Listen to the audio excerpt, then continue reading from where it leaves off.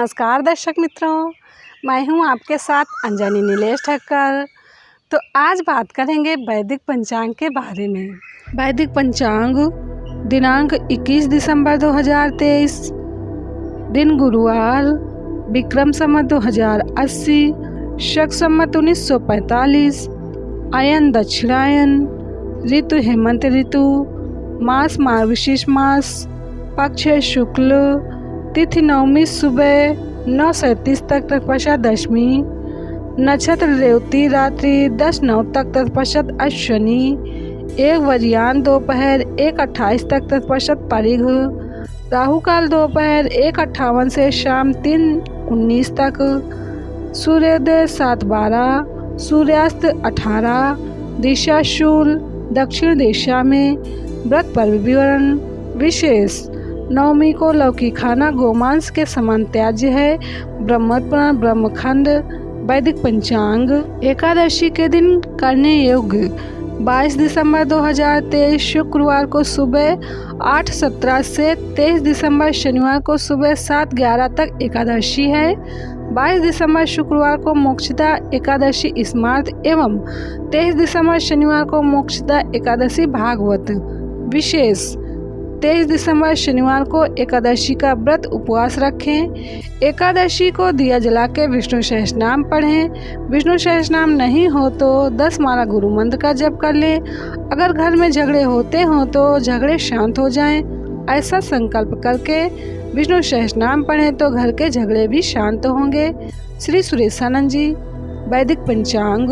श्रीमद् भगवद गीता जयंती 22 दिसंबर 2023 शुक्रवार को श्रीमद् भगवद गीता जयंती है।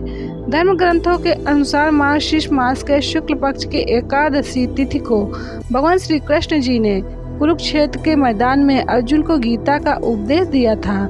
इसलिए प्रतिवर्ष इस तिथि को गीता जयंती का पर्व मनाया जाता है। गीता एकमात्र ऐसा ग्रंथ है जिसकी जयंती मनाई जाती है।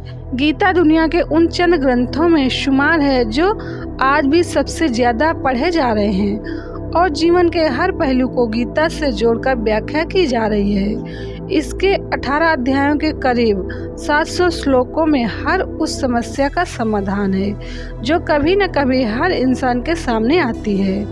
आज हम आपको इस लेख में गीता के 9 चुनिंदा प्रबंधन सूत्रों से रूबरू करवा रहे हैं जो इस प्रकार हैं। भगवान श्री कृष्ण अर्जुन से कहते हैं कि हे अर्जुन, कर्म करने में तेरा अधिकार है, उसके फलों के विषय में मत सोच। इसलिए तू कर्मों के फल का हेतु मत हो और कर्म न करने के विषय में भी तू आग्रह न कर। मैनेजमेंट सूत्र। भगवान श्री कृष्ण इस श्लोक के माध्यम से अर्जुन से कहना चाहते हैं कि मनुष्य को बिना फल की इच्छा से अपने कर्तव्यों का पालन पूरी निष्ठा व ईमानदारी से करना चाहिए। यदि कर्म करते समय फल की इच्छा मन में होगी तो आप पूर्ण निष्ठा से साथ हुआ कर्म नहीं कर पाएंगे।